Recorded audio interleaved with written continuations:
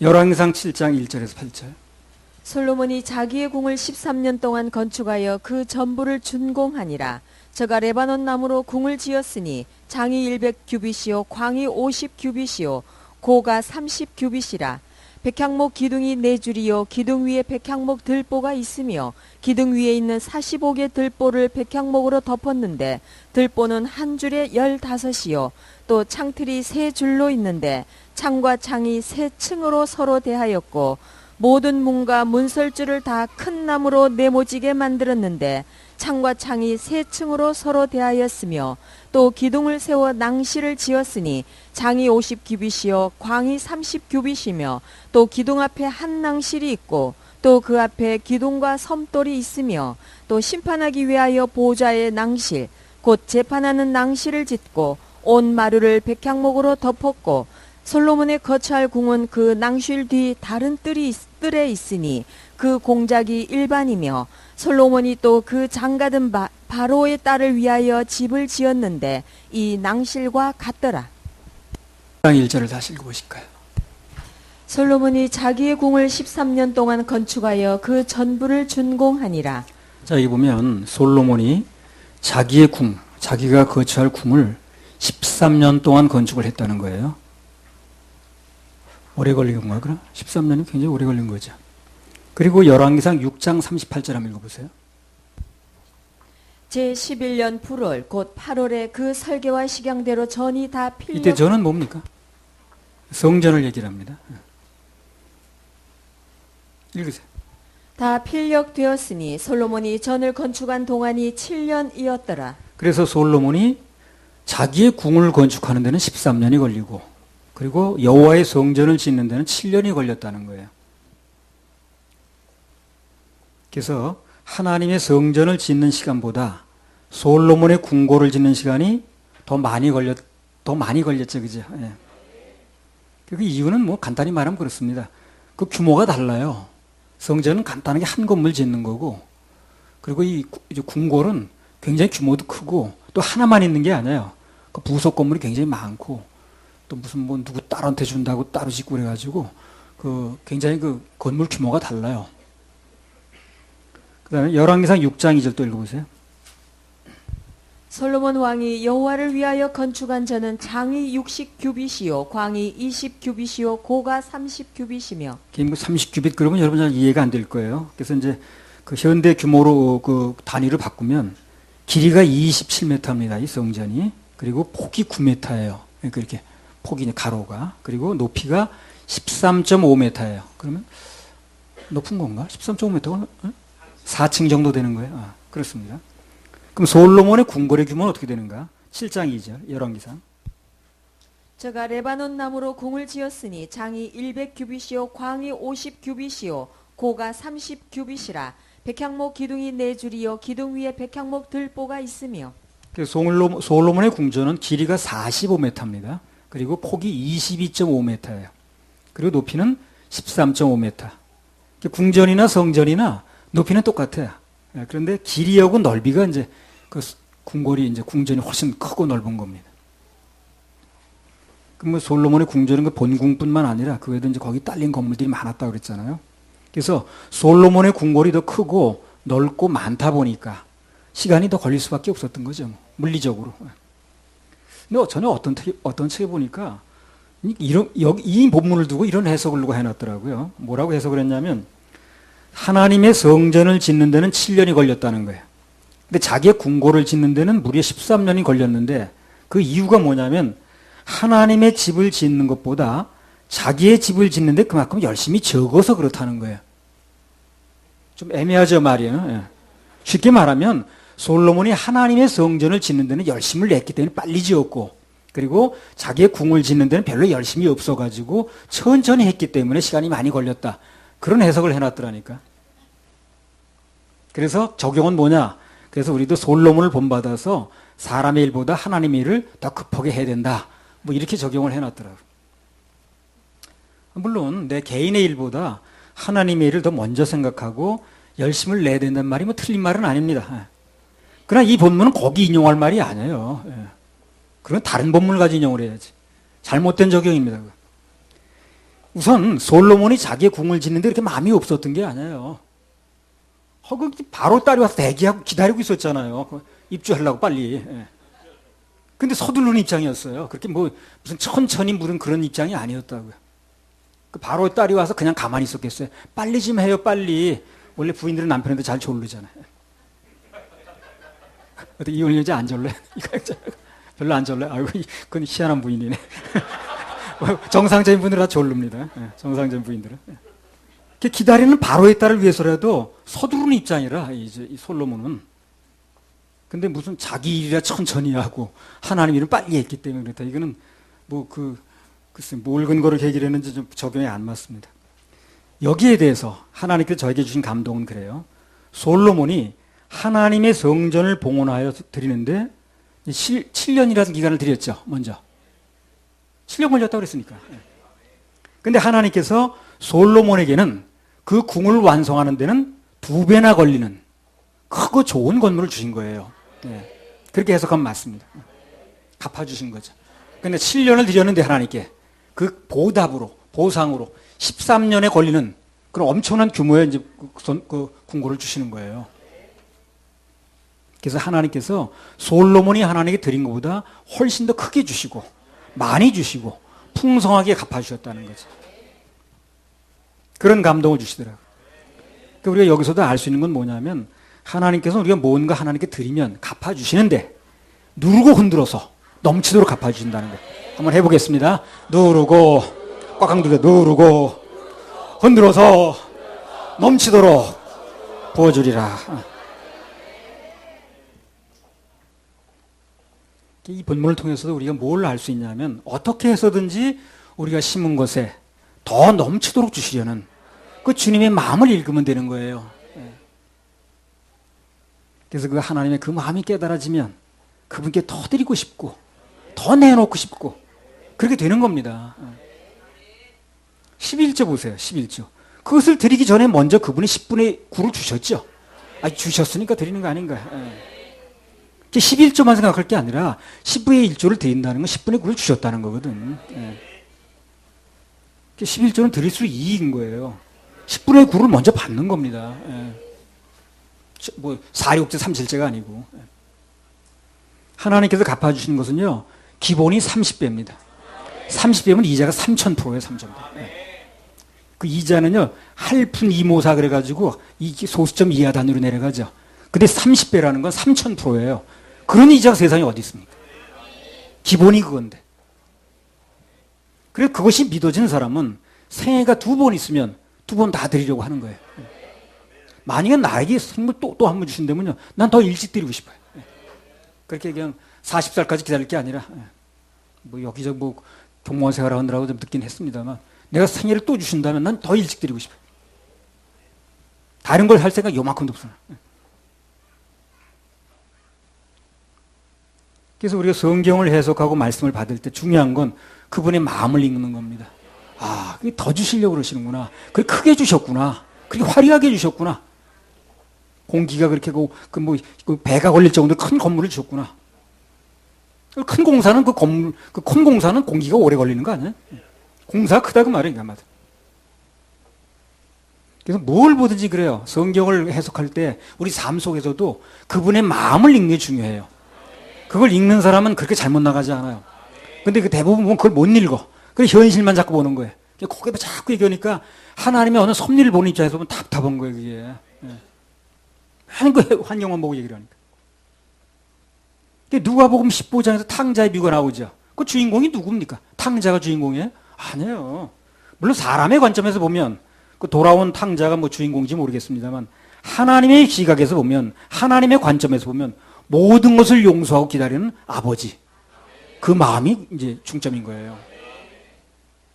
그래서 하나님께서 원하시는 해석은 하나님께서 원하시는 적용은 어디에 중점을 두느냐 하는 거예요. 어디에 중점을 두느냐. 당연히 아버지 마음에 중점을 둬야죠. 당연히. 아니 아들이 아무리 회개하면 뭐 하는가? 아버지가 받아줘야지. 그렇잖아요. 용서를 해주는 게 중요한 거 아니에요? 그 아들이 돌아왔더라 다 되는 게 아니잖아요. 아버지가 용서를 해줘야지. 그래서 돌아온 아들이 초점이 아니고 받아준 아버지가 초점이라는 거예요. 구원도 마찬가지입니다. 구원도 주신 하나님의 은혜에 초점을 맞춰야지 우리 행위에 초점을 맞추면 안 되는 거예요. 내가 뭐 열심히 했으니까. 그게 초점이 아니에요. 그분이 주시는 게 초점이에요. 그게 받아들여진 사람은 내 행위에 관계없이 그분의 은혜를, 그분의 그 공로를 받아들이는 거예요. 근데 그게 이제 내 초점인 사람은 뭐가 더 해야 된다 그러고 이걸 하지 말아야 된다고 초점이 다른 거예요. 그게. 기도도 안 그렇습니까? 아무리 기도하면 뭐 하는가? 그분이 응답을 하셔야지. 그렇잖아요. 기도하는 게 중요한 거예요. 그분이 응답하는 게 중요한 거죠. 한마디만 해도 여호수아처럼 주여 소리 한번 질러도 살려주시면 되는 거고, 아무리 내가 밤새도록 해도 그분이 응답 안 하면 소용없는 거예요. 그렇죠? 누가 나한테 말 많이 하는 게 중요한 게 아니잖아요. 내가 들어주는 게 중요한 거지. 아무리 밤새도록 하면 뭐합니까? 내가 안 들어주면 그만이지. 그럼 한마디만 해도 내가 들어주면 되는 거 아니야? 그 들어주는 입장이 중요한 거지. 모든 것은 인간이 아닌 하나님께 초점이 맞춰져야 되는 거예요. 그래 해석도 제대로 되고 적용도 올바로 됩니다. 모든 설교도 마찬가지죠. 설교도 성경 해석도 하나님 마음을 알고 하는 게 중요한 거예요. 그럼 마음을 읽으면 해석이 떠요. 나옵니다. 앞서 어떤 사람처럼 뭐 솔로몬처럼 우리도 열심히 살자. 그게 아니고 그건 인간 중심의 적용이거든. 솔로몬이 열심히 살자는 게 중점이 아니고 솔로몬이 드린 거에 대해서 하나님이 갚아주는 게 중점인 거예요. 더 많이 더 크게. 그래서 얼마나 열심으로 성전을 지었느냐 그게 중점이 아니고 하나님께서 배로 갚아주셨다는 거. 그게 강조돼야 제대로 해석이 되는 겁니다. 그래서 우리는 그렇게 해주신 하나님의 은혜에 감사하니까. 그래서 예배 드리는 것이고, 그래서 찬양 올리는 것이고, 그래서 무슨 간증도 하는 거 아니겠어요?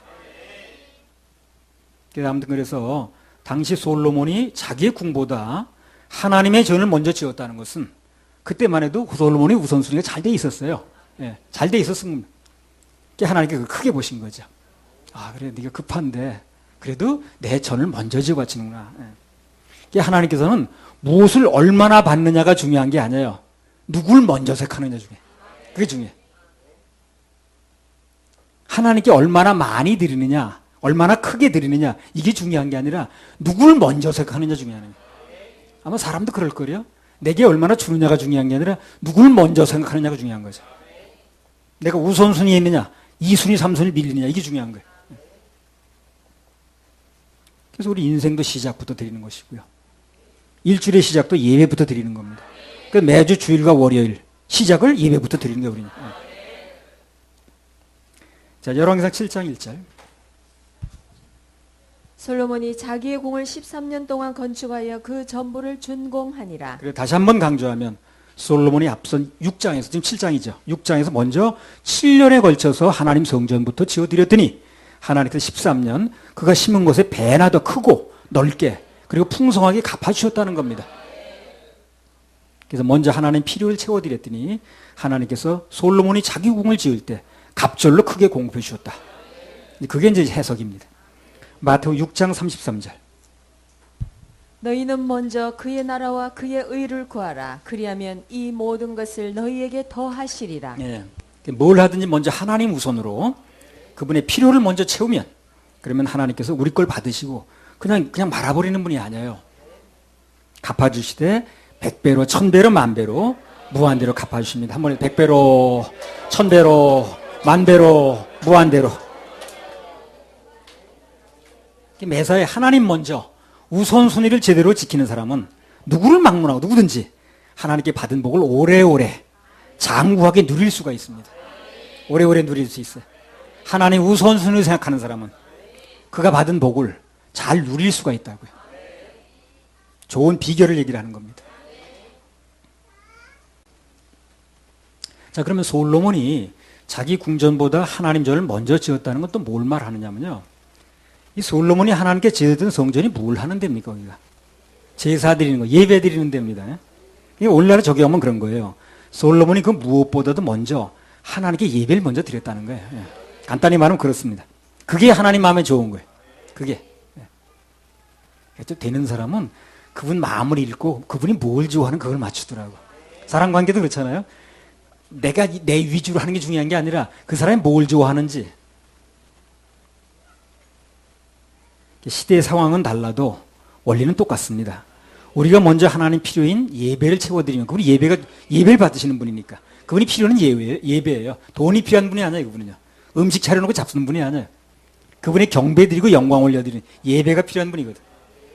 그걸 우리가 먼저 채워드리면 하나님께서 우리 필요를 더 풍성하게 채워주신다는 거예요.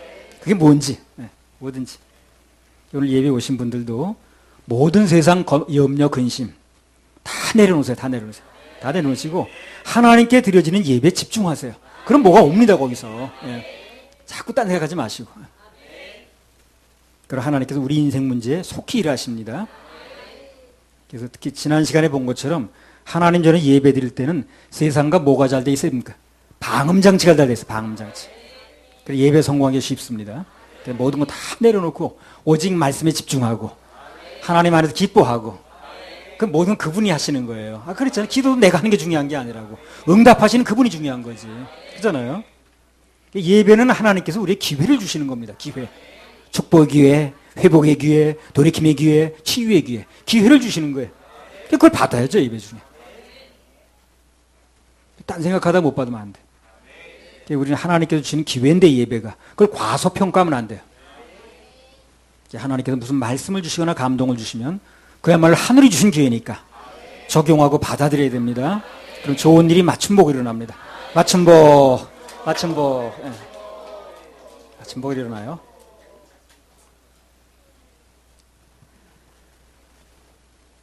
열왕기상 7장 8절. 조금 다른 주제로 합니다, 이제부터.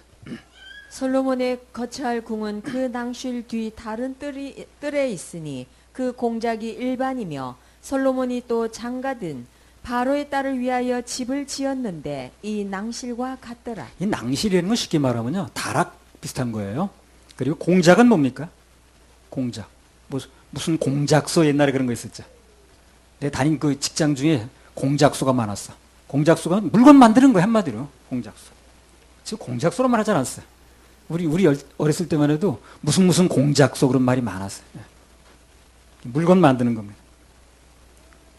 그래서 여기 솔로몬이 남편으로서 아내인 바로의 딸에게 자기 궁전 외에 정식 궁전에 또 다른 궁궐을 하나 지어줬다는 거예요.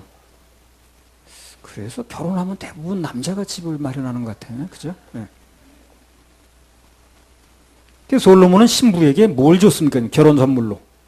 궁궐을 지어줬어요.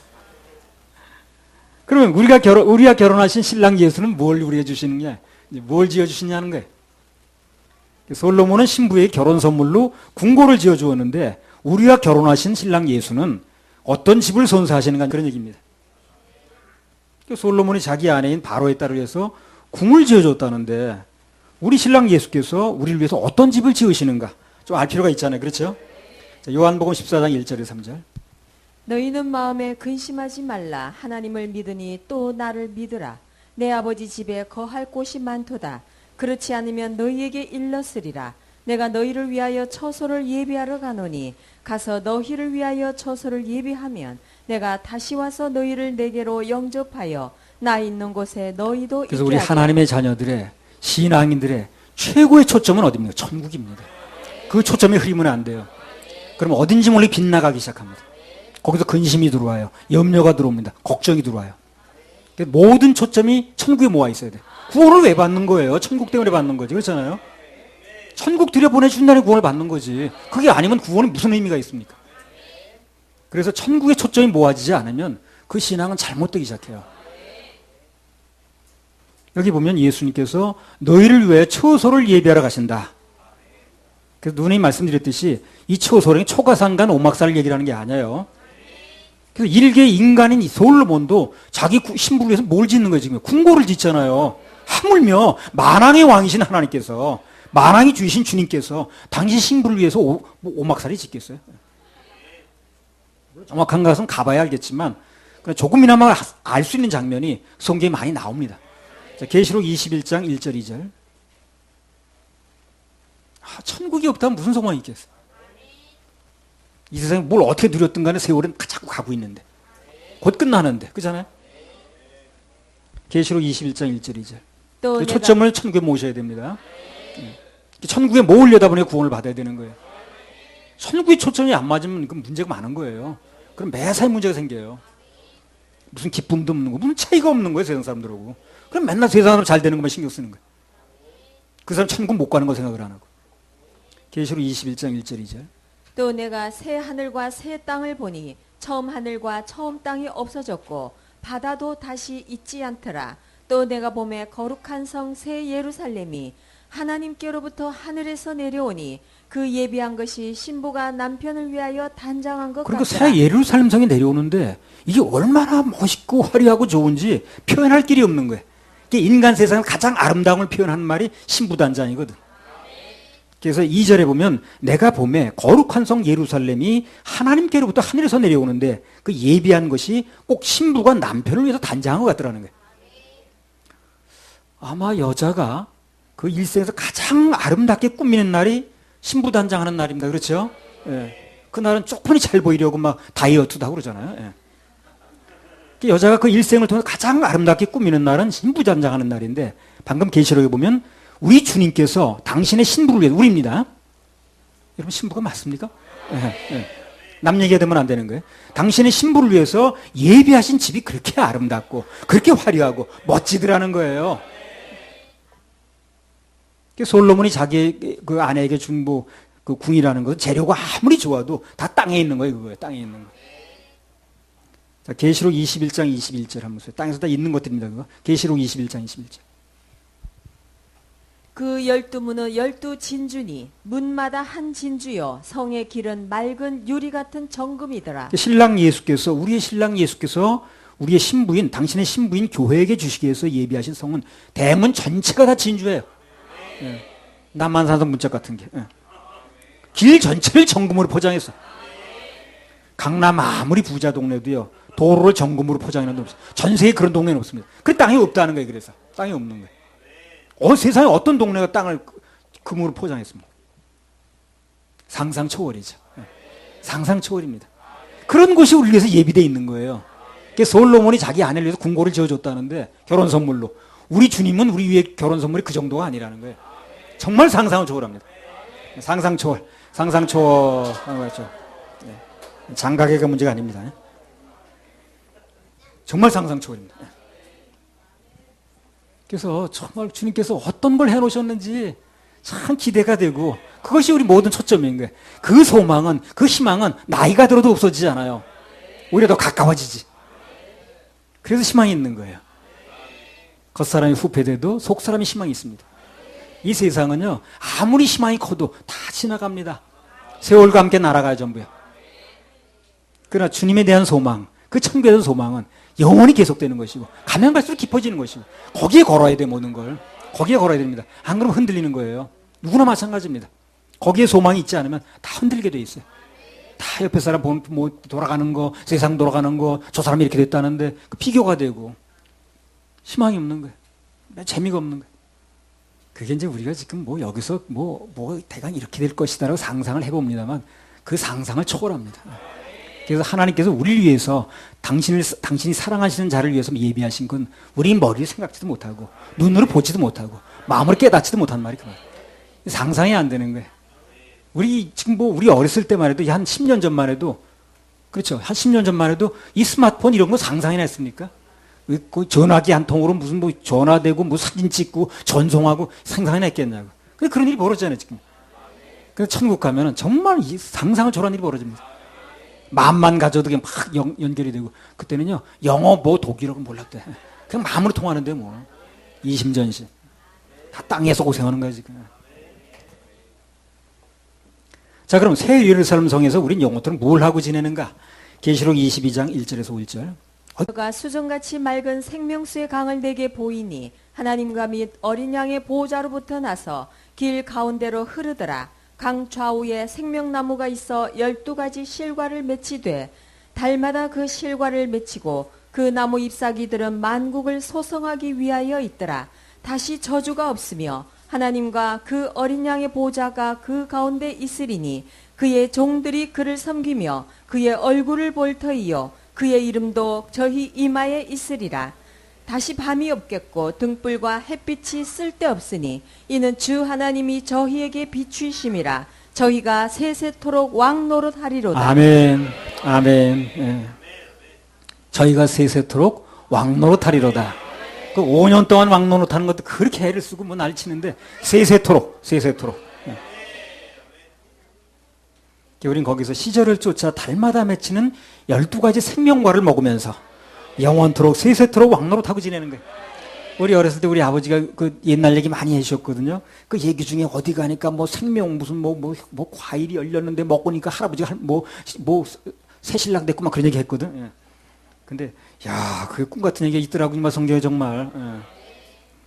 시절을 쫓아 달마다 맺히는 12가지 생명과 그걸 먹으면서 영원토록 세세토록 왕노릇하고 지냅니다. 믿어지면 아멘 하셔요. 그냥 아멘만 해요 그냥. 예. 그게 바로 여러분과 나에게 주어진 펼쳐질 복된 스케줄이에요. 그래서 낭낭장창이에요. 그래서 낭낭장창. 가면 갈수록 좋은 거예요. 계시록 22장 2절.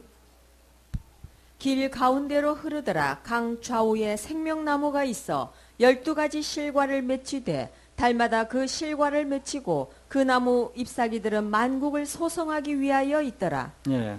그 세상에 있는 나무는 그 나무 종류에 따라서 열매가 다르죠. 그죠? 사과나무에 사과 열리고 배나무에 배 열리고 감나무에 감 열리죠.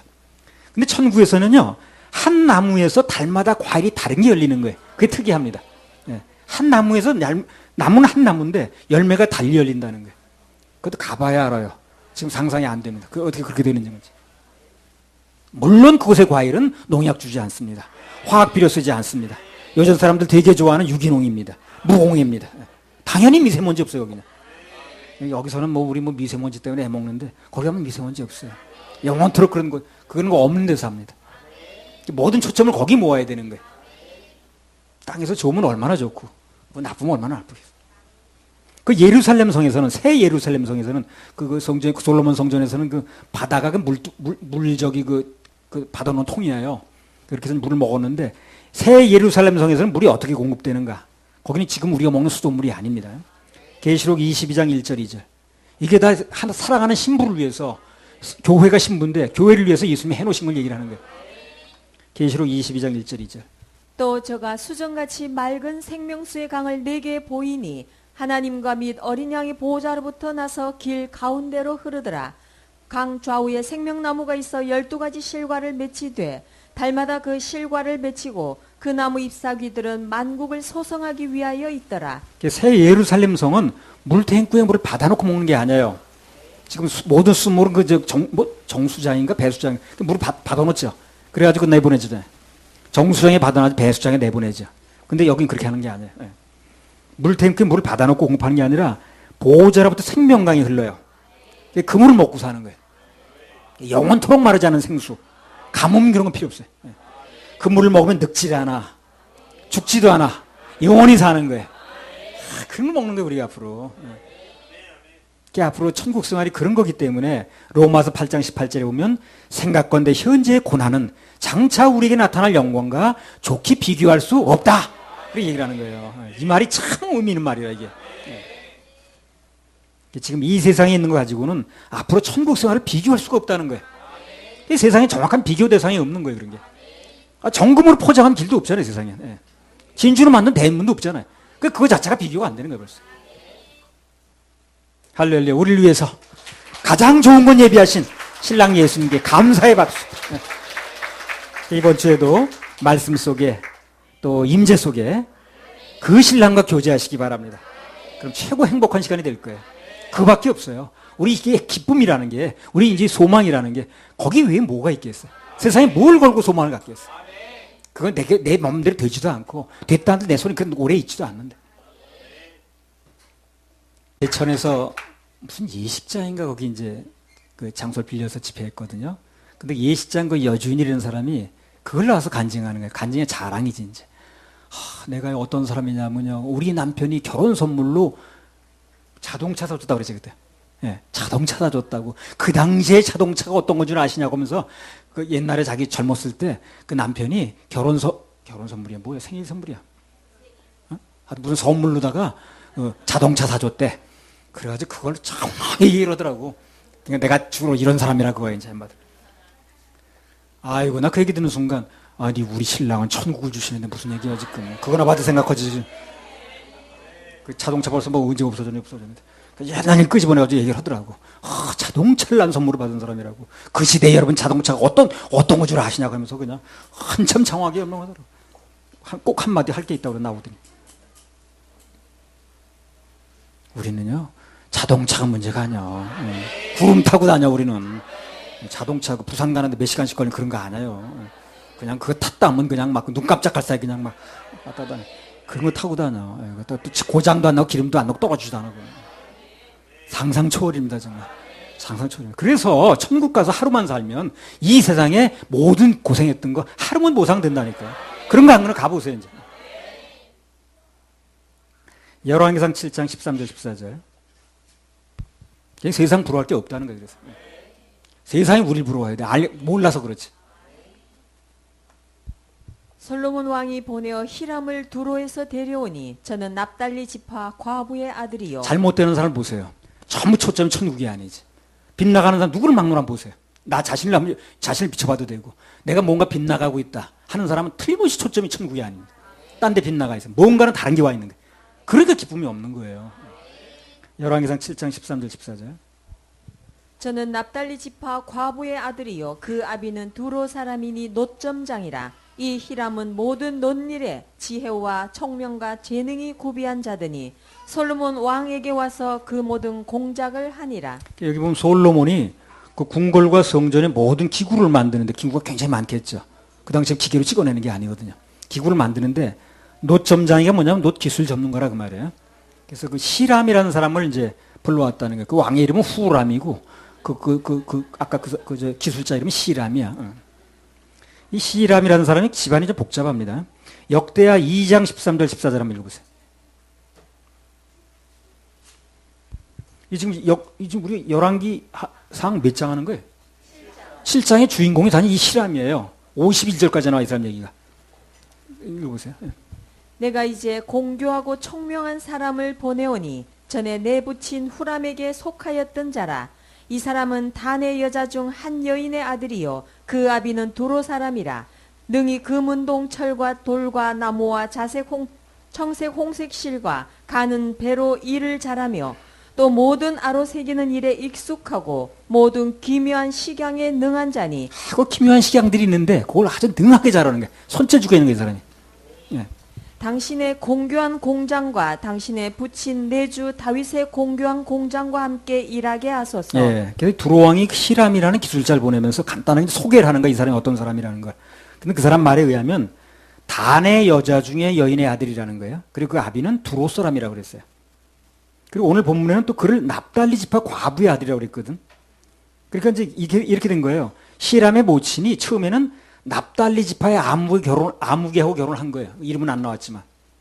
오늘 보면 히람의 아비가 두로 사람이라고 하는 걸로 봐서 두 번째 결혼한 사람은 또 누구예요? 이 여자가. 두로 사람이죠. 외국인하고 국제 결혼을 한 거예요. 쉽게 하면. 예. 정리를 하자면 히람이 모친이 첫 번째 남편인 납달리 지파 사람을 결혼했는데 그 남편이 뭐 때문에 죽었어요. 그게 과부가 됐다는 거예요. 두 번째 결혼한 사람이 외국인 두로 사람이고 그 사이에서 히람이 났다 그 말이에요. 히람이라는 사람 모계로 따지면 단지파 사람이죠. 그리고 어머니 전 남편에 관련해서는 납달리 지파하고 또 관계가 있어요. 그리고 또 어머니가 재혼한 것으로 말하면 두로 사람이에요. 또 혼혈인이에요. 혼혈이. 좀 복잡하다고 그랬잖아요. 이 사람이 내가 아까. 히람이라는 사람은 신분이라고 해봤자 별로 내놓을 게 없는 거예요. 한마디로. 별로 내놓을 게 없는 사람이라. 인간적으로는 별로 내놓을 게 없는 사람인데 일단 자기 일의 전문가가 되니까 하나님 일에 쓰임 받으니까 인생이 빛나더라는 그때부터. 그 사람 뭐 성분이 뭐고 무슨 뭐 아버지가 누구 관계없이 빛나더라는 거예요. 성경 전체 장에 50절이나 되는 장에 이 사람 주인공이 되는 거예요.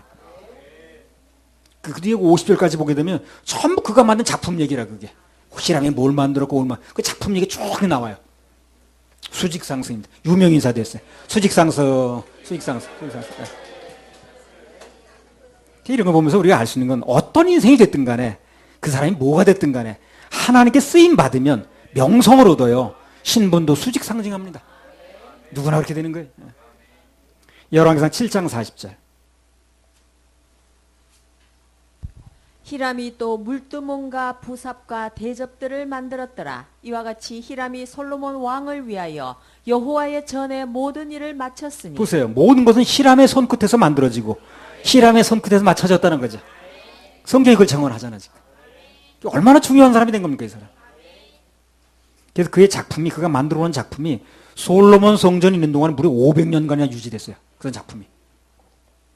더 중요한 건 그 작품 얘기가 성경에 나왔다는 거지. 이건 영원히 없어지지 않아요. 적혀 있어서 우리도 알게 됐어. 히람이 누군지 내가 알게 뭐해. 핵심이 무엇인가? 자기의 출신 성분이 무엇이든 간에 세상적으로 내놓을 게 있든 없든 간에 관계없이 지금 내 맡은 일에 충성하면 전문가가 되면 언젠가는 왕의 눈에 띈다는 거예요.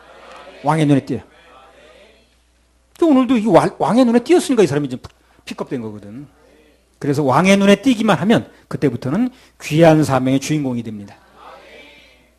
그래서 다시 한번 강조하면 내가 어디 학교 출신이냐, 뭘 얼마나 무슨 뭐 학위가 있느냐, 무슨 뭐 내가 무슨 뭐 어느 나라 사람이냐, 남자냐, 여자냐, 나이가 얼마냐 중요한 게 아니고 자격 그런 게 중요한 게 아니고 내 사명에 충성하면. 그 어느 날 왕의 눈에 띄어요. 하나님 눈에 띕니다. 그게. 예. 그럼 아주 귀하게 쓰임 받을 수 있어. 아주 귀하게 쓰임 받을 수 있어. 그래서 사람 앞에서는 별로 내놓을 게 없다 하더라도 하나님께서 맡기신 일에 충성하면 됩니다. 그러면 하나님께 받는 그 놀라운 상급과 보상의 주인공들이 되는 것이고 반드시 수직 상승합니다. 수직 상승. 그 사사기 6장에 나오는 기도원도 그렇잖아요. 그냥 농부예요, 그 사람이요.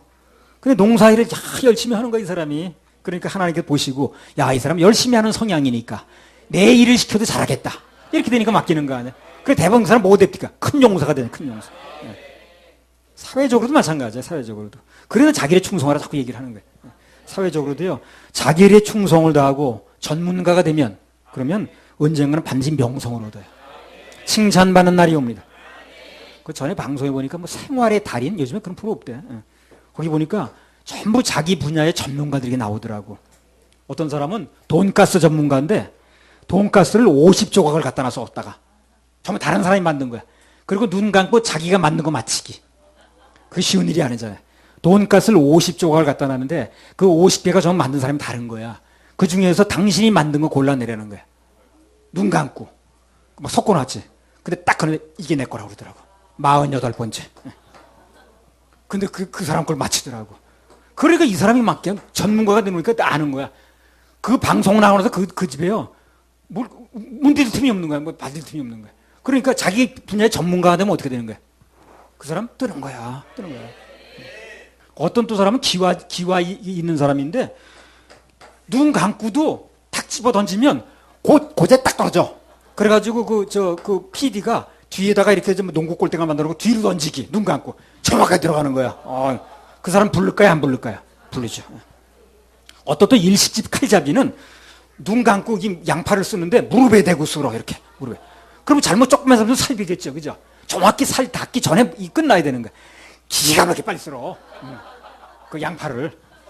근데 그 뒤로 그 방송 나간 뒤로 그 집에 아주 미어 터진대. 다른 건 없는데 그 사람들이 그거 하나만으로 유명해지는 거예요. 그래서 우리 하나님의 자녀들은 하나님께 충성의 사명 감당은 중요하고 그 다음에 자기 분야가 뭔지 그에 충성을 해야 돼요. 그러면 자기가 무언가 무슨 내 어디 내놓을 게 있냐 그건 둘째. 그 실력이 인정되니까 쓰는 거예요. 그걸 하셔야 됩니다. 그래서 맡겨진 일의 사명에 맡겨진 일과 사명에 충성을 다해야 됩니다. 반드시 귀한 일이 기다리고 있어요.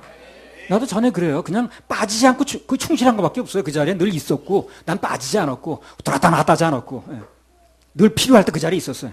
그밖에 없어요. 그러니까 내 자리 지키고 있으니까 내 맡기는 충성한 것밖에 없는데 그것을 하나님 보시더라고. 그래서 결정적인 순간에 날 부르시는 거야. 쓰시더라고.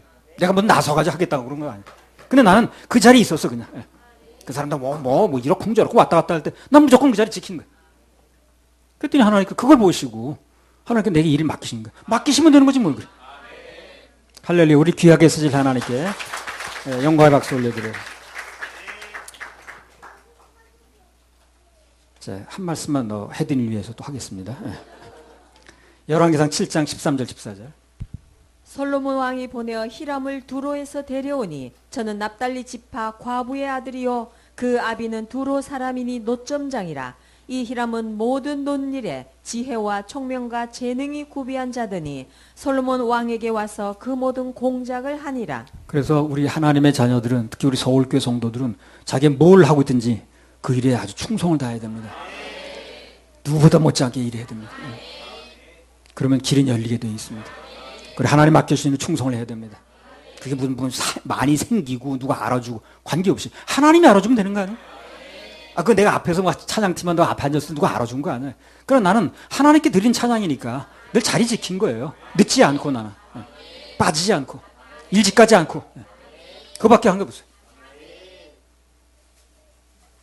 열왕기서 7장 13절 14절 다시 한번 읽어보세요. 솔로몬 왕이 보내어 히람을 두로에서 데려오니 저는 납달리 지파 과부의 아들이요 그 아비는 두로 사람이니 노점장이라. 이 히람은 모든 논일에 지혜와 총명과 재능이 구비한 자더니 솔로몬 왕에게 와서 그 모든 공작을 하니라. 예, 여기서 알 수 있는 것은 하나님의 일은 그래요. 때가 되면 전문가들을 붙여주신다는 거예요. 이게 참 감사한 거예요. 때가 되면 야 그걸 어떻게 해 그걸 걱정하지 마세요. 때가 되면 그것이 필요하게 되면 하나님이 전문가를 붙이십니다. 그래서 이 솔로몬이 그거 할 줄 아는 사람이 아니에요. 자기는 소원만 가지고 있었던 거예요. 근데 거기에 맞는 사람을 느닷없이 보내주는 거예요. 하나님께서. 적재적소에 맞는 일꾼들을 붙여주셔서 일이 되게 하시더라는 거예요. 하나님의 일은 하려고만 하면 나는 하겠습니다. 하나님께 명령하시면 난 순종하겠습니다. 그렇게만 맘만 먹으면 거기에 맞는 일꾼들을 붙여주셔요. 그 출애굽기 31장에 성막 만들 때 보세요. 모세가 성막 전문가입니까? 아니에요. 그럼 만드는 사람이 아니에요. 근데 성막을 만들려고 하니까 말씀을 받으니까 그럼 만들 사람들 보내주시죠. 뭐 부살렐, 오홀리압 이런 전문가를 막 보내주잖아요. 그거 어렵고 공교한 일들을 그 까다로운 일들을 다 감당케 하시잖아요. 나는요, 뭐 집에서 겨우 못이나 박는 형편 받고 못도 못 박는 사람도 있어요, 또 그것도요. 자기 집에서 못도 못 박는 사람이 있어요. 그러나 나는 겨우 못은 박아요. 못은 박는데 그 지방에서 이제 개척할 때 그 뭐 못만 박아서 되는 게 아니잖아요, 그게. 근데 필요할 때마다 일꾼들이 겨우더라고. 기가 막히게 일꾼들이 맞춰지더라고.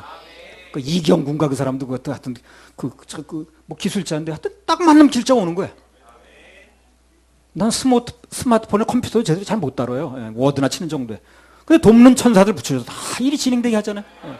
다 저런 거 이러고 다 돌아가게 하잖아요. 하나님의 일은 일단 감동대로 순종하면 하나님께 누굴 통해서든지 그 일이 이루어지게 하십니다. 그 일 못하게 하지 않아요. 절대 그렇게 하지 않습니다.